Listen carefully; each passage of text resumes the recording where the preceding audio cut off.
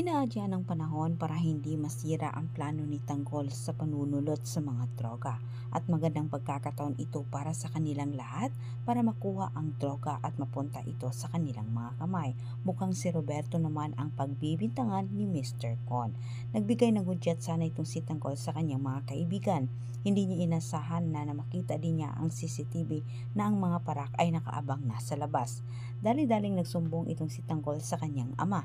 Nagliliyab sa galit itong si Ramon, ngunit hindi na naging palaisipan para kay Ramon kung sino ang naglalaglag sa kanila, si Roberto. Sa maikling usapin, galit na kinumpronta ni Ramon itong si Roberto at humantong pa sila sa tutukan ng armas. Itinanggi naman ni Roberto ang paratang ni Ramon at depensa nito hindi umano niya maaring ilaglag ang transaksyon dahil pati sila kuno ay madadamay.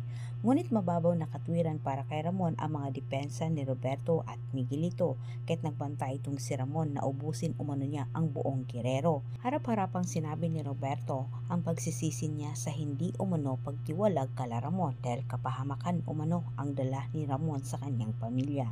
Seryoso naman itong si Miguelito na iputok ang kanyang armas dito sa ulo ni Ramon, ngunit hindi niya namalayan na itong si Tanggol ay naunahan siya at nakatutok na sa kanya ang armas ni Tanggol. Sa pangalawang pagkakataon muling naisahan naman ni Tanggol itong si Miguelito at habang nagkakagulo ang pamilya Montenegro at Guerrero, sinamantala naman ng grupong Wating ang pagkakataong iyon para masulot nila ang droga. Maraming salamat sa panonood.